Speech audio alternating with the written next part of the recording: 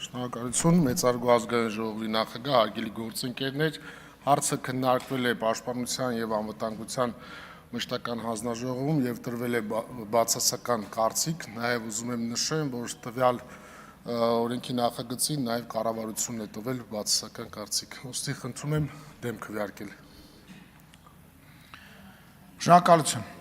Պարոն Մերաբյան, զբաղեցրեք ձեր տեղը։ Այժմ քվեարկության դրում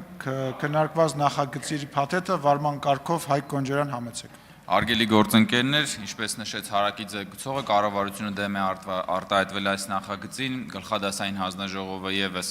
դեմ է քվեարկել, ուստի մենք առաջնորդվելու ենք գլխադասային հանձնաժողովի քվեարկությամբ եւ քաղաքացիական պայմանագիր խմբակցությունը դեմ է քվեարկելու այս նախագծին։ Շնորհակալություն։ Քվեարկությանը դերվում Հայկ Սարգսյանի ներկայացած զինվորական ծառայության եւ զինծառայողի կարգավիճակի մասին օրենքում փոփոխություններ կատարելու մասին եւ գիծ ներկայացած օրենքների նախագծերի փաթեթը 8-րդ գումարման 11-րդ նստաշրջանի օրակարգում ընդգրկելու մասին հարցը քվեարկություն։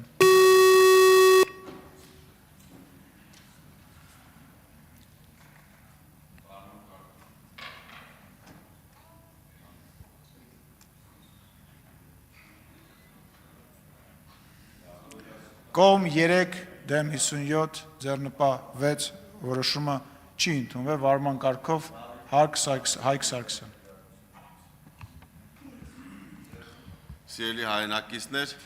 ճիշտ է, որ ազգային ժողովում չընդունվեց իմ կողմից ներկայացված օրենքի նախագծերի փաթեթը, բայց չենք ընկճվում ու առաջիկայում քննարկումները շարունակվելու են կառավարության եւ հատկապես պաշտպանության նախարարության հետ։ Եվ ես վստահ եմ, որ մեխանիզմներ ներդրվելու են, որպեսզի ծառայողները չգտնվեն անարդար վիճակում եւ լինեն հավասար պայմաններ բոլորի համար, ծառայությունից խուսափելը չլինի այդքան հեշտ եւ նաեւ չլինեն օրինական մեխանիզմներ, որոնք այսօր գործում են։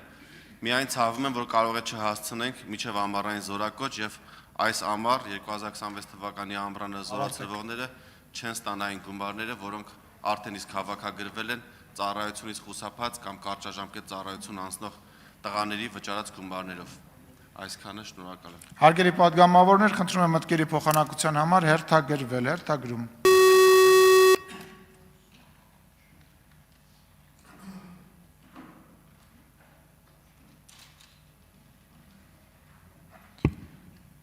Հերթագրված պատգամավորներ չկան, ձայնը տրվում է պարոն Սիմոնյանին, ազգային ժողովի 2026 թվականի ապրիլի 14-ին գումարվող հերթական նիստերի օրակարգը ներկայացնելու համար։